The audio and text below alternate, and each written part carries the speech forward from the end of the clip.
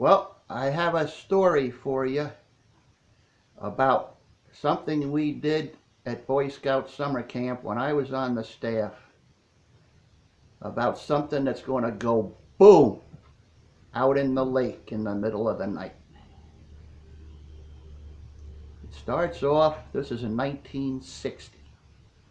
It's my first year on camp staff. I was on junior staff because I wasn't 18.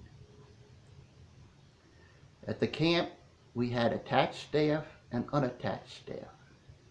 The attached staff was stuck babysitting the scouts in their areas where the tents were, where they stayed, slept overnight.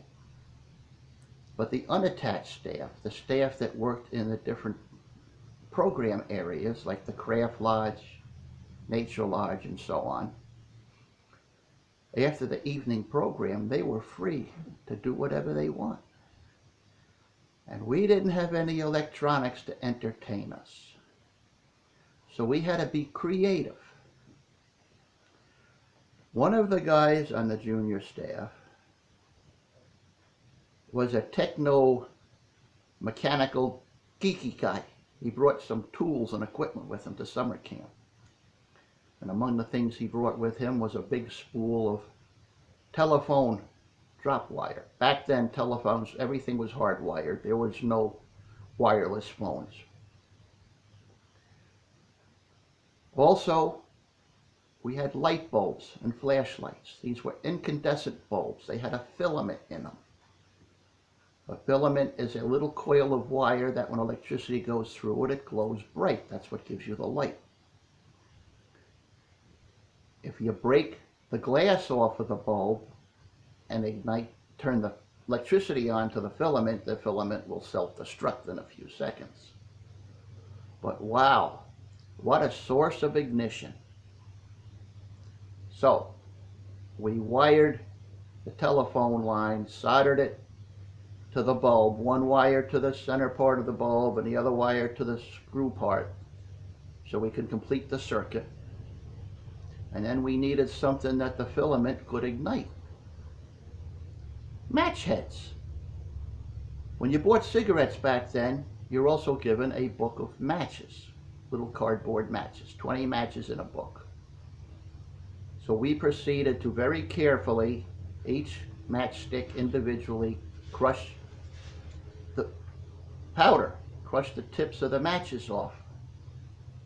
I think we did it with a pair of pliers over a dish.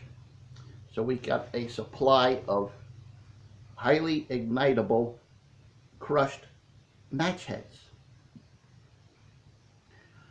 Laid out a piece of tape, I don't know, it was Scotch tape or whatever it was, sticky side up, and sprinkled all these match heads on the sticky side of the tape.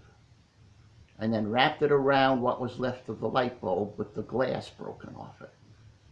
That was our source of ignition. Now, what are we going to do to make the boom? We need something that does that. Well, the camp had a cannon that shot off 10-gauge shotgun shells. We used this at retreat when we were lowering the flag. And the camp director kept the shells in his room, in the office. So one of us guys who worked in the office, the camp director was gone or out for the day or something, got into the camp director's office and grabbed a handful of these 10-gauge shotgun shells.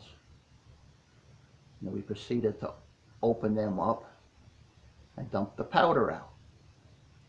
And then we got a center cardboard from a toilet paper roll and wrapped some tape around the bottom of it or fold it over or something and put in the gunpowder and stuck the light bulb with the taped match heads on it down in it and more gunpowder and proceeded to wrap the whole thing in tape. I think we used electrical tape. I don't remember. It doesn't matter. But how are we going to waterproof this? Candles. So we sat there for hours letting candle wax drip all over this assembly that we created to waterproof it. Then came the evening of the activity. We went down to the lake. It was probably about 10 o'clock at night. It was light enough out that we could see what we were doing. It wasn't a full moon, but there was a lot of starlight and we could see. We went down there. We had a 6-volt flashlight lantern battery and a long length of the telephone line coiled up nicely, and the apparatus at the end of the wire. We spun it around underhand like a sling and heaved it way out and went out into the lake about maybe 60, 70 feet. And then we touched the wires off. And kaboom! You didn't hear a noise from something going off, but the ground went like thump. The ground shook. And there was this big flash, big yellow flash down deep in the water. And then this big bubble comes up. And there's a smoke. And it was like a mushroom cloud. It was a thing of beauty. We were so proud of ourselves, so amazed. We actually pulled this off. And then in a few minutes, the fishies started floating up to the top of the water. Never seen anything like it. We totally amazed ourselves. And that is the story of the homemade kaboom that we set off in the lake at Boy Scouts summer camp.